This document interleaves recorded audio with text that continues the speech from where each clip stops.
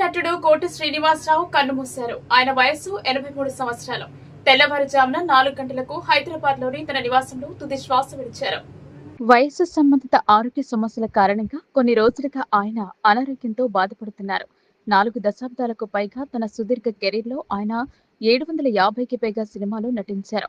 తెలుగు, తమిళం, కన్నడం, హిందీ భాషల్లో అనేక సినిమాలు నటించారు. తనదైన ముద్ర వేశారు.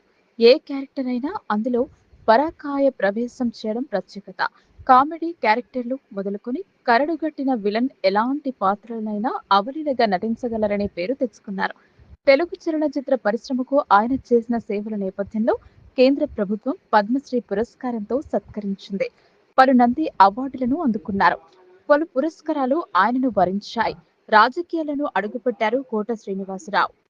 అటల్ బిహారీ వాజ్పేయి స్ఫూర్తితో భారతీయ జనతా పార్టీలో చేరారు. శాసనసభకు ఎన్నికయ్యారు. 1999లో జరిగిన అసెంబ్లీ ఎన్నికల్లో బీజేపీ అభ్యర్థిగా విజయవాడ ఈస్ట్ నుంచి ఘన విజయం సాధించారు. ఆ తర్వాత క్రియాశీలక రాజకీయాలకు దూరంగా ఉంటూ వచ్చారు. సినిమాలకు పరిమితమయ్యారు. 2 తెలుగు రాష్ట్రాలలో మరియు కన్నడ, మలయాళం, తమిళ, మరాఠీ రంగాలలో కూడా ఆయన తన నటనతో మెప్పించారు.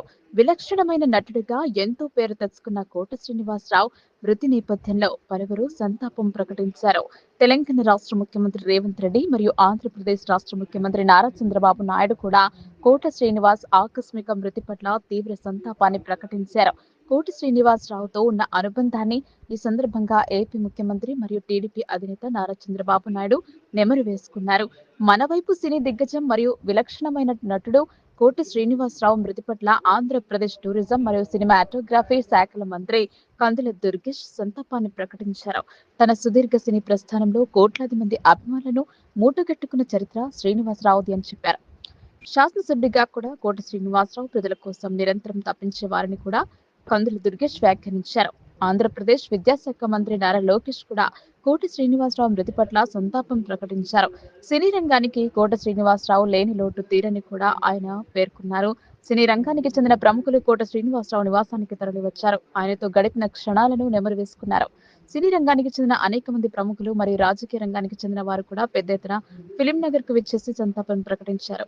చివరిసారి కోట శ్రీనివాసరావు పార్థివ శరీరాన్ని సందర్శించి నివాళులర్పించడం జరిగింది.